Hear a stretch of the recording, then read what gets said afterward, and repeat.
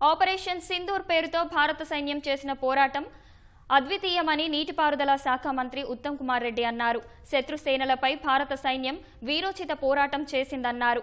సూర్యాపేట జిల్లా కోదాడలో ఓ ప్రైవేట్ కార్యక్రమంలో పాల్గొన్న మంత్రి త్రివిధ దళాల చూపిన ధైర్య సాహసాలను చూసి దేశం గర్విస్తుందన్నారు.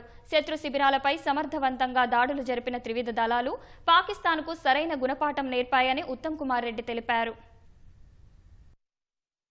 వివిధ దళాలు ఆపరేషన్ సింధూర్ అనే పేరుతో పాకిస్తాన్ ఆక్యుపైడ్ కాశ్మీర్ లో 9 ఆతంకవాద స్థావరాలు టెర్రర్ క్యాంప్స్ పై చేసిన దాడులు చాలా విజయవంతంగా జరిగి మరోమారు మన భారత సైన్యం భారత ఎయిర్ ఫోర్స్ యొక్క ధైర్య సాహసాలకి సమర్థవంతంగా శత్రువుల మీద టెర్రరిస్ట్ మీద దాడి చేసి భారత ప్రభుత్వం యొక్క లక్ష్యాలు సాధించినందుకు పాకిస్తాన్ దేశానికి సరియైన బుద్ధి చెప్పినందుకు టెర్రరిస్ట్ ని మట్టి కనిపించినందుకు మనస్ఫూర్తిగా నా అభినందన శుభాకాంక్షలు.